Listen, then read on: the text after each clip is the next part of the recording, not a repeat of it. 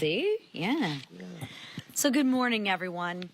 I want to start with last week. Videos of protesters yelling at members of Congress went viral, right?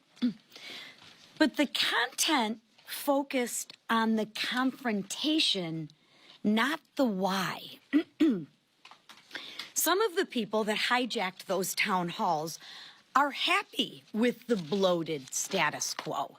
They want the bloated status quo to continue. They don't want to get our country back on track. And to make matters worse, even the DNC chair openly suggested that the outrage at the town halls across the country was orchestrated. But here's the truth. Getting us out of nearly $37 trillion in debt, it's not going to be easy. President Trump and the White House Republicans have started the conversation on wasteful government spending. And 77 million voices outweighed those voices at the town halls. We got our marching orders. We listened to the American people, and they told us they wanted change. And buckle up, because that's exactly what we're giving them. And our friends on the other side of the aisle, please keep going down the path of defending and even advocating for government waste, fraud, and abuse. The message they all are sending is clear, and we see whose side they're on. Look no further than their newest messaging strategy. The minority leader unveiled it last week. It's called Share Your Story. Can you guess whose story they're sharing? It's government employees, like a locksmith from Yosemite National Park. Not the stories of lives lost due to illegal immigration. They're not asking to share those stories. Not the stories of innocent lives that were lost due to fentanyl that came from across the border. Not the stories of hardworking Americans struggling to make ends meet. Democrats are sharing the stories of government employees. And this sad attempt of fear-mongering that makes Democrats look even more deranged. It is absolutely insane that they think making government work more efficiently is a bad thing. Remember that government efficiency is a constitutional crisis in the Democrats' minds. They continue to defend and advocate for waste, fraud, and abuse. They don't want it to stop. Democrats are ignoring the American people and siding with the swamp. They keep defending DEI employees and USAID, while Republicans fight the bloated and inefficient bureaucracy, and we fight it for the American people. For years, we've heard about delays at the IRS, lost Social Security checks, mistreatment at the VA. Did the Democrats do anything about it? Did they set up a listening session to have people tell their stories? No. I think they only care about Washington and bloated bureaucracy in D.C. It is truly a shame, despite the American taxpayers' wishes. They're doubling down on the broken system, and they are the ones that broke it. While Democrats keep displaying their derangement, telling out-of-touch stories, let's talk about those who can't tell their stories. Like Lincoln Riley, who was raped and murdered by an illegal alien. Did the Democrats tell their story? How about Zach Cullen, who died of fentanyl poisoning? Did the Democrats set up a hotline to listen to their stories? Or how about a pastor in Michigan, Stephen Singleton, who was killed by an illegal immigrant? Did they tell their stories? No. And you know why? They can't tell their stories because they're dead. Yet Democrats are soliciting sob stories from bloated bureaucrats with six-figure salaries. Give me a break. Now, it's time for us to tell our story. And that's what we're going to do. We're going to turn our attention to this week. House Republicans will focus on saving lives and taxpayer dollars. Then President Trump has been clear. He wants one big, beautiful bill that unlocks his full agenda, not just part of it, everything. And that's what our one big, beautiful bill does. This week, House Republicans will take the next steps in the process to deliver President Trump's full agenda. The House budget resolution invests in border security and our national defense. It also saves taxpayer dollars by rooting out waste, fraud, and abuse. It will encourage investment in the energy industry to increase production and to actually lower costs. If we don't pass this bill, Americans will suffer the largest tax increase in history. The Budget Committee passed it with unanimous GOP support. And remember, this is just the starting point to unlock the process. After the resolution passes, committees will begin the real work, the work to find savings and create investments, savings in our budget to make America competitive, and investments to make our country secure. That's what the president and the American people want. And who would go against their agenda? We're helping the president keep his promise because the American people gave us a decisive mandate. Secure the border, unleash American energy, restore peace through strength, and make America competitive again. If we remain united, we can pass this transformational legislation. And when we do, we will be remembered as the most successful conference in American history. I will now turn it over to Rep. Tim Moore from North Carolina to speak about the budget as he serves on the Budget Committee. Thank you. Thank you, ma'am. Excuse me, sir. Good morning. I appreciate the opportunity to join the Republican leadership team today in support of this House budget resolution that puts America back on the path of fiscal responsibility and economic prosperity. Before coming here, I guess I've been a member about, 6 weeks so far. It feels a lot longer, Mr. Speaker, just saying. The time I've been here, I've had the opportunity to see how things work, but for 22 years as a member of the State House, 10 years as Speaker of the State House, had a part in changing our budgets that made North Carolina one of the most competitive states in the country. We took a budget shortfall and turned that into a surplus. We cut taxes. Frankly, we did a lot of the things that I'm seeing this leadership team work to try to do here at the national level. And that success ultimately happened then and will happen here because we prioritize taxpayers, the real hardworking people, and not bureaucrats. You know, as a member of Congress, I want to help bring that same common sense attitude and track record that we did in the states here. And I can tell you that all of the new members of Congress have come in with that same view of what can we do to help move the country in the right direction. The American people spoke this year. They spoke loudly. President Trump is in the White House. You have a Republican majority in the House, a Republican majority in the Senate, and these bodies are ready to go to work to get this done.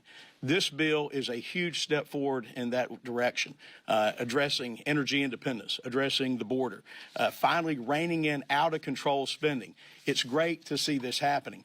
You know, they say the definition of insanity is to keep doing the same thing over and over and over again to expect a different result. Finally, we see real change in Washington to get this spending under control. And there's a lot of fear-mongering out there right now, people claiming that this is going to be cut and that's going to be cut. Look, nobody's going to want to hurt hardworking American people. That's not anywhere in here. Those are frankly just lies that some folks are telling. This bill is going to rein in wasteful spending. It's going to rein in fraud. It's going to rein in abuse. It's going to do all those things. And I just want to give a shout out to the leadership team really for being so engaging.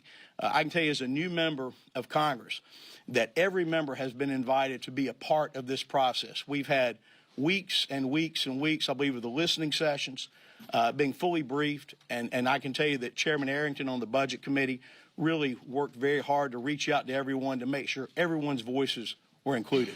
So I'm proud to be here with the leadership team today and proud to be in support of this budget bill. Thank you. Good job, Tim. On November 5th, 77 million Americans gave Donald Trump a mandate to deliver on our America First agenda. Americans voted to secure our borders, unleash American energy, grow the U.S. economy, and bolster our great military, and prevent the largest tax hike in American history. They voted to make America great again by reversing the damage Joe Biden and Kamala Harris did to our country over the last 4 years. And House Republicans have put forward a budget that establishes a clear path to do just that. Now is the time to act and get a budget over to the Senate. And it's important to remember that our budget resolution merely unlocks the opportunity for committees to begin drafting legislation. That is where the real work is going to begin. So I'd caution the media against echoing Democrats' hysteria on where savings will come from. Our budget resolution is a blueprint to save America and rein in reckless and wasteful spending while delivering on President Trump's campaign promises. We have been given a historic opportunity with a Trump trifecta, and every member of our conference plays an important role in ensuring that we get it done. This is our moment. Now it's time to go out there and do it. And I turn it over to our majority leader, Steve Scalise. Thank you, Whip. It's a really important week.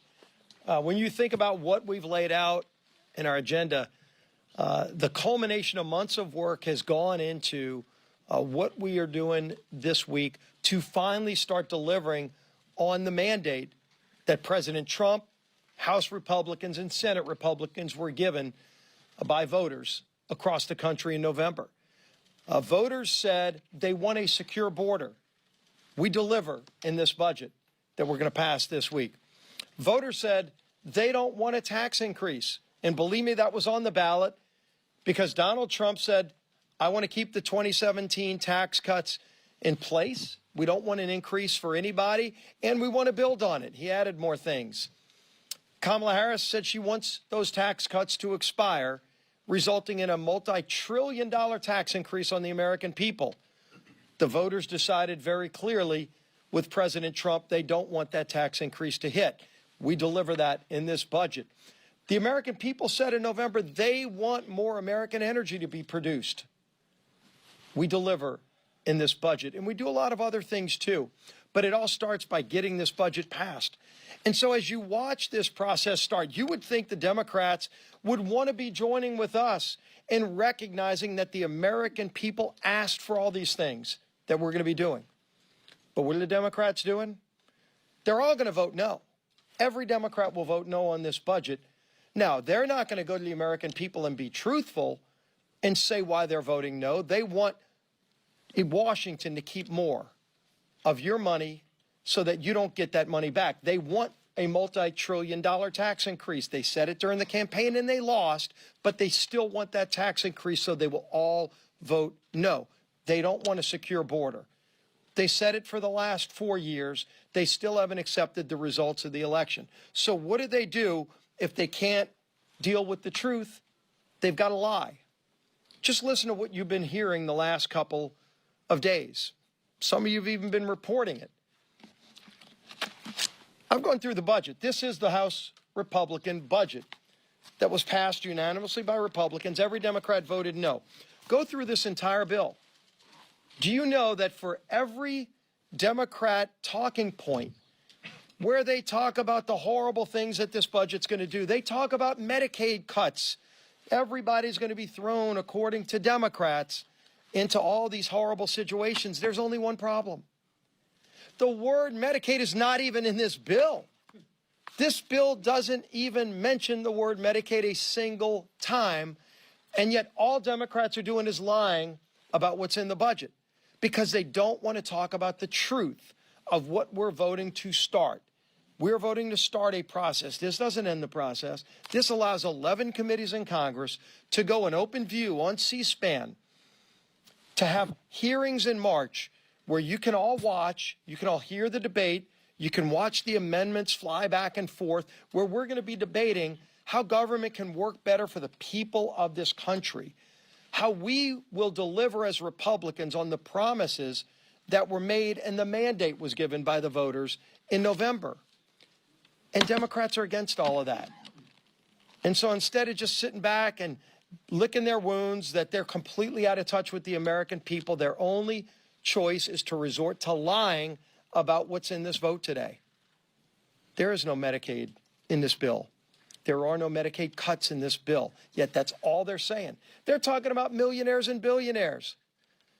Now they're just talking about Elon Musk. Democrats are so infatuated with Elon Musk that they will vote against low tax rates for hardworking middle-class families.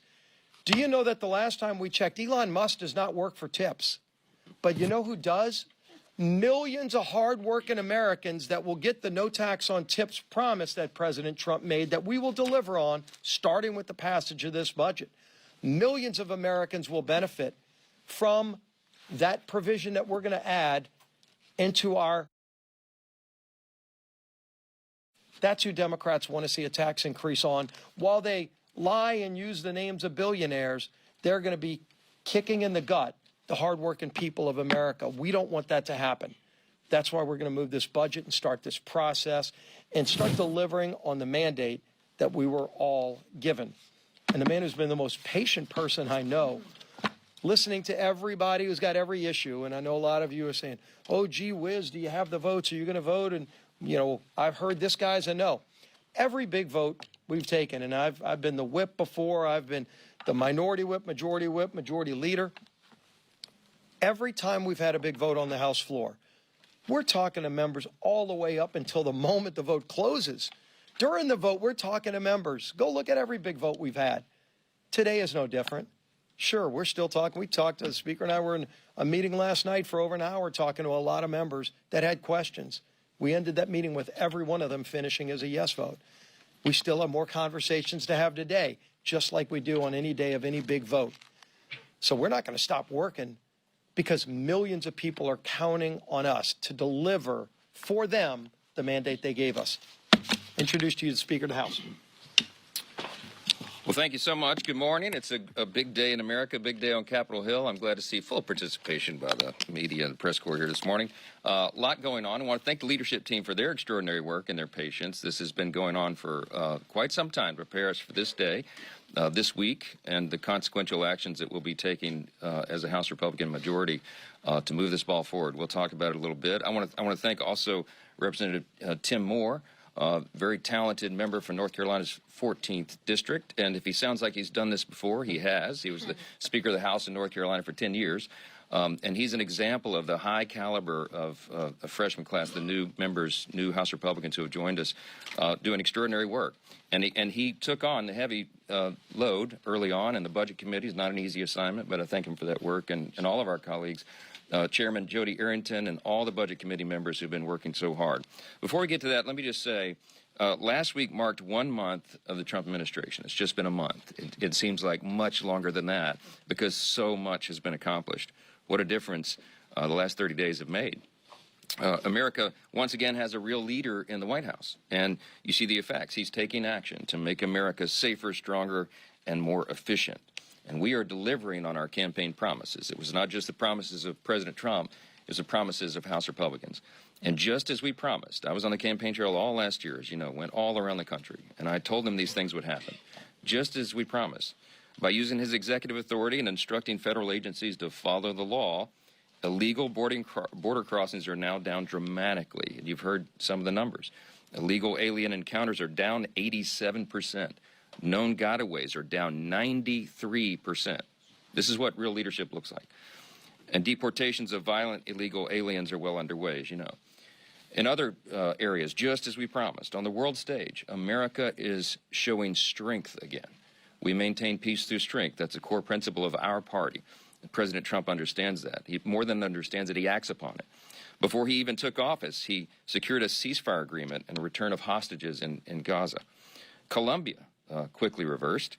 They reversed their course, and they vowed to accept citizens who were in America illegally from that country. Canada and Mexico quickly agreed to bolster their border security. Canada now has a border czar, and they're going to help us make sure that fentanyl doesn't flow over that border. Just as we promised, President Trump is making transformational change to the bloated federal bureaucracy. Every single person understands the government is too big, it does too many things, and it does almost nothing very well. We've got to fix that, and we will. The DOJ auditors are doing work that Congress has not been able to do because we could not crack the code. We could not get inside these agencies to get the very important information that we have long needed. But they have found tens of billions in waste, fraud, and abuse, and it's only been a month. That process continues. Just last week, DOJ uncovered a $2 billion grant to a Stacey Abrams-affiliated group that only had $100 in their bank account, a cheap website, and zero experience in managing energy projects. That was the subject of that grant. Just one glaring example of the enormous misuse of taxpayer dollars, and we're finding that. Every day we're learning more and more about what has been hidden from Congress for so long, and this is going to change the way the federal government works and operates. It is truly transformational. And just as we promised, as President Trump works to clean up the mess President Biden has made, congressional Republicans are taking action to do the same. Last week, Leader Scalise released a list of Biden administration rules that House Republicans will roll back through the Congressional Review Act legislation. This week, you're going to see that. You heard a little bit about it. We'll focus on the EPA rule. This EPA rule imposes a significant fee on methane emissions from oil and gas, natural gas facilities. And what the effect of that is that it raises prices and it reduces energy production, domestic energy production. It makes no sense. We'll also roll back a Department of Energy rule which effectively bans certain natural gas water heaters from the market. Democrats, rather bizarrely, chose home appliances as their target of their Green New Deal agenda. And House Republicans will stand up for consumer choice and common sense and overturn this rule. Not only are we taking action to roll back Biden's agenda, we're also working to codify President Trump's agenda. We can't allow a future administration to unwind all of these important reforms. So we're planning to take up our budget resolution as early as today, which is a major step, as you know, to unlock the process in delivering President Trump's America First legislative agenda. We're very close right now.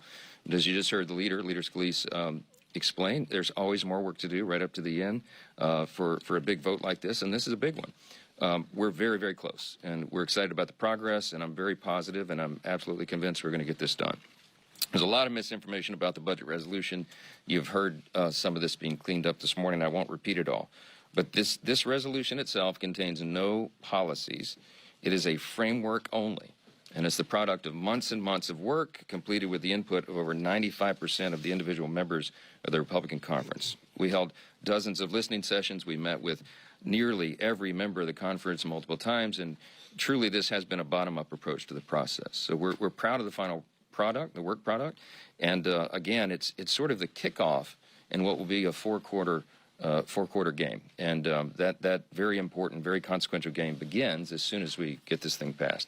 This has been necessary because we promised to deliver President Trump's full agenda, not just a part of it. We're not just going to do a little bit now and return later for the rest. We have to do it now. And that one big, beautiful bill will include securing the border, restoring America's energy dominance, dismantling the deep state, growing our economy, and ensuring we don't have the largest tax increase in U.S. history, as was just recounted here, and a return to peace through strength. We do not have time to waste. The American people are expecting us to deliver on this, and we will. And House Republicans need to unite so we can keep this process moving forward, and I think they all understand that. We're working right now to get everybody on board. I think everybody wants to be on this train and not in front of it. And so we're going to answer the remaining questions and get everybody on board, and we're going to deliver on that mandate that we told the American people that we would do. That'll take a couple questions. Mr. Speaker, Perfect. you said that this is just the start of the process. Can you say unequivocally that further down the line there won't be any cuts to Medicaid programs? Yeah, so look, let me clarify what we're talking about with Medicaid. Medicaid is hugely problematic because it has a lot of fraud, waste, and abuse. Everybody knows that. We all know it intuitively. No one in here would disagree. We had a hearing in budget just last week, or week before last, and they asked the experts, and the estimate is, I think it's $50 billion a year in fraud alone in Medicaid. Those are precious taxpayer dollars.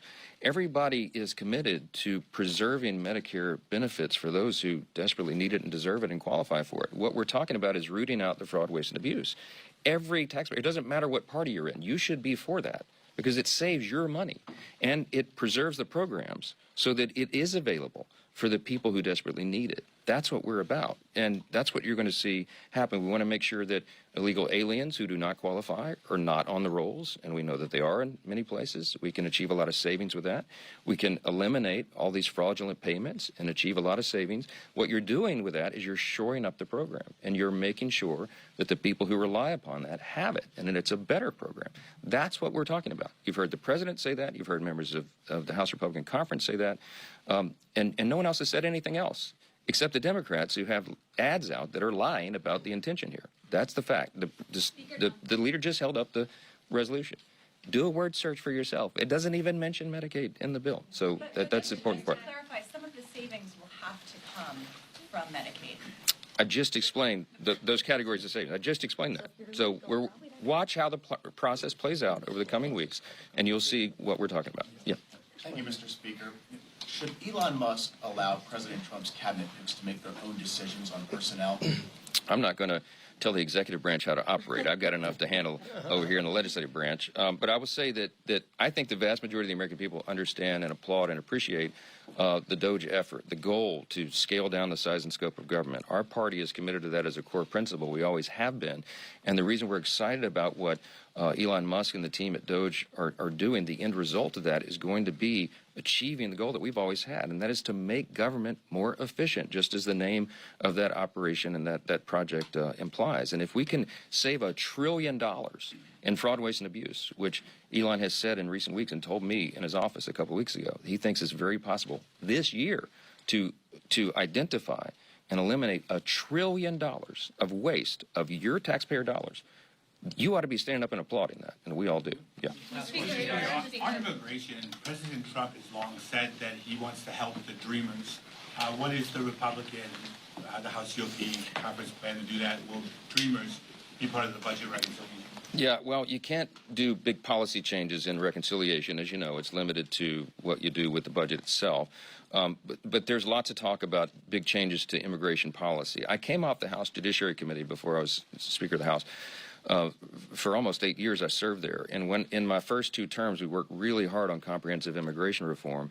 And I learned firsthand how difficult and complex that is. So there'll be a lot of thoughtful discussion about that. We're not on those issues right now, but it will come, I think, later in this Congress, because we understand the immigration system has been broken. Securing the border was the first and most immediate priority of the American people, and that's what's happened here. The president has done it with executive orders. We now have to codify that. When we get to that, then we'll be addressing the rest of the issues. Yes, ma'am. Yeah. Mr. Speaker. President Trump called Zelensky a dictator and has falsely claimed that Ukraine was responsible for the war that Russia started with its 2022 invasion. You guys were off when he made those comments. I haven't heard you respond, especially to the dictator comment. And I wanted to know what you think of Mr. Trump's comments, and also how the administration's position on Ukraine. Have you rethought your move to bring Ukraine aid to the floor last year? Well, So the supplemental last year was to put Ukraine in the position where they are right now, to be in a posture where a peace negotiation could take place. I said for more than a year on the campaign trail that I knew that when President Trump was elected, he would be the changing agent. He would be the force who could come in and move both of those parties to the table to negotiate an end. Everybody in the world wants an end to this war. We need to restore peace there. President Trump is fiercely committed to that. Now, he operates in a certain way. He is a great deal maker, as everyone will have to acknowledge, whether they like it or not. He wrote the book, The Art of the Deal, right? And I think of this, I liken this to my former law practice, where we would be engaged sometimes in arbitration or mediation between 2 parties that were at war, metaphorically. And when you begin an arbitration proceeding, you don't bring both parties into the meeting for that first table set, because they're at odds, right? That wouldn't be productive. So you begin by meeting individually with the 2 parties. That's what President Trump is doing right now. It's very logical if you stop and think about it. He's met with the Russian side, with Putin's side, through his representatives there, and he's spoken to Zelensky. He's speaking to both parties to set the table, so to speak, for what that negotiation is going to be. This is very productive. He is the only person on the planet who has the ability to make that happen. You have to give the president room to work. His language and his actions and his decisions shouldn't be second-guessed step by step. You have to allow this process to play out. I think he's been very clear. I think he's been very clear about what the objective here is. And when he speaks to those issues, what he's talking about is we want to get Ukraine back to a posture of peace. There's an idea on the table for them to actually be in partnership with the U.S. with regard to production of the precious minerals that are needed. And also, we want to get back to free and fair elections. There, just as we fight for here and we fight for around the world. I think those things are all consistent, and I think President Trump is moving the ball forward in a way that all of us should applaud. Back, third row. Yes, sir. How do you respond to critics like Tom Massey who kind of argue that this budget resolution will make the deficit worse, not better? And are you committed to having a vote today, or is that potentially going to get delayed? Yeah, so the budget resolution itself doesn't do any of that. The objective and our commitment has always been deficit neutrality. That's the goal here. If we can reduce the deficit, even better. But here's another thing everybody needs to consider. Not only are we working to find savings for the American taxpayer, to find a better, more efficient, more effective use of their dollars, which we are morally obligated to do, we also have a moral obligation to bend the curve on the debt. All of your children, all of our children and grandchildren are going to be saddled with the debt that we're spending right now. It's $36 trillion federal debt. The deficits have ballooned. We have to change that trajectory. Now, you don't turn an aircraft carrier on a dime. It takes miles of open ocean to turn an aircraft carrier because it's such a large vessel. I think the metaphor is obvious here. We can't do it all at once, but we're going to take a big bite out of that. We are going to make a big course correction in this process, and that's why the Republicans in the House and the Senate are so excited about this mission and what we can accomplish with it. So stay tuned on the details. We are going to do this methodically. We're going to do it in a very responsible manner, and we're going to achieve these goals. And we'll be working with all the members throughout the day to get to that. There may be a vote tonight. There may not be. Stay tuned. That's why you get paid. Hang around here. You'll have lots to report on. And what we're working on is to get to. We're working on that. On appropriations, I'll leave you with that. Our House Republican appropriators have been working very hard and in good faith to negotiate with our Democrat counterparts. The necessary step, as you know, for appropriations is to get to a top-line agreement. Chairman Tom Cole addressed the House Republicans this morning on the latest developments about how we may be getting close to a number on that. The problem is the Democrats have added something new and different that's never been part of this before. They are trying to add to the appropriations bill a demand that they want us to somehow limit the ability of the executive branch to do its job. They want to tie the hands of the president on what he is able to do with the expenditures in the executive branch. That's never been done before. House Republicans, as egregious as the actions were of the previous president, Joe Biden, as unconstitutional and outrageous as they were, we never proposed using the appropriations process to tie the president's hands. It'd be, I think, a gross separation of powers violation and a terrible precedent for Congress to engage in. So that's a non-starter for us, and the Democrats know that. And so it looks like they're in a posture right now that they're making individual appropriations bills almost impossible. We'll find out soon. Stay tuned. There's more discussion today to be had. But we are nearing, obviously, the March 14th deadline. And I'm really hopeful that they'll back off of those outrageous demands because it's unprecedented and I think probably unconstitutional, and it's not anything we'll be a part of. Thank you. Thank you. Given where you are, would you support a CR right now?